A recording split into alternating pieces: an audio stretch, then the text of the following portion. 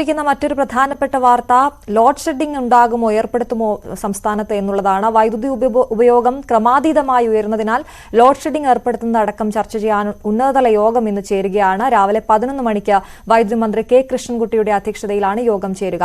മഴ തുടങ്ങി പ്രതിസന്ധിയിൽ അയവ് വരുന്നതുവരെ കാത്തിരിക്കാനാകുമോ എന്നതാണ് ബോർഡിന് മുന്നിലെ പ്രശ്നം. എന്നാൽ പീക്ക് സമയത്തെ വൈദ്യുതി ആവശ്യകത കുതിച്ചുയരുന്നത് വലിയ വെല്ലുവിളിയാണ്. വി അരുൺ ചേരുന്നു തിരുവനന്തപുരത്ത് നിന്നും. അരുൺ, എല്ലാവരും ഉറ്റുനോക്കുന്ന ഒരു യോഗമാണ്. ലോഡ് ഷെഡിംഗ് സംസ്ഥാനത്ത് ഏർപ്പെടുത്തേണ്ടി വരുമോ എന്ന കാര്യത്തിൽ ഇന്നത്തെ യോഗത്തിൽ തീരുമാനമുണ്ടാകുമോ? എന്താണ് നിലവിലെ സാഹചര്യത്തിൽ പ്രതീക്ഷിക്കേണ്ടത്? സംസ്ഥാനം കടുത്ത വൈദ്യുതി പ്രതിസന്ധിയിലാണ്.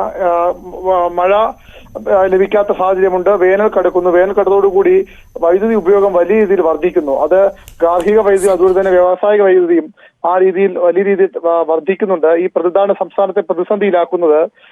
പവർ കട്ടില്ല, അല്ലാതെ മറ്റൊരു വഴിയില്ല എന്ന നിലപാടിലേക്ക് KSEB എത്തിച്ചേർന്നിട്ട് ആഴ്ചകളായി. പക്ഷേ ഒരു അനുമതി സർക്കാരിന്റെ ഭാഗത്താണ് നൽകേണ്ടത്. വൈദ്യുതി പവർ കട്ട് ലോഡ് ഷെഡിംഗും ഒക്കെ സർക്കാരിന് നയപരമായ തീരുമാനം വേണം. കാരണം വൈദ്യുതി പ്രതിസന്ധി ഇല്ലാത്ത സംസ്ഥാനം എന്ന ഖ്യാതിയുള്ള സംസ്ഥാനമാണ് കഴിഞ്ഞ 7.5 വർഷത്തിലേറെയായി കേരളം. അതുകൊണ്ട് തന്നെ ഏത് വിധേനയും വൈദ്യുതി കട്ട് ഒഴിവാക്കാനുള്ള ശ്രമത്തിലാണ്. അനൌദ്യോഗിക പലപ്പോഴും ഇപ്പോൾ അപ്രഖ്യാപിത ലോഡ് ഷെഡിംഗും ഒക്കെ ഉണ്ടാകാറുണ്ട്. പക്ഷെ അതിനപ്പുറത്തേക്ക് സർക്കാർ തീരുമാനമെടുത്ത ഒരു ലോഡ് ഷെഡിലേക്ക് പോകണമെങ്കിൽ സർക്കാരിന്റെ അനുമതി വേണം, ഇടതുമുള്ള അനുമതി വേണം.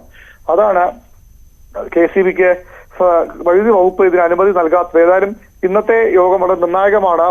ലോഡ് ഷെഡിംഗിന്റെ കാര്യത്തിലൊക്കെ തീരുമാനം ഇന്നത്തെ യോഗത്തിൽ ഒരു ശുപാർശയെങ്കിലും ഉണ്ടാകുമെന്നാണ് ലഭിക്കുന്ന വിവരം.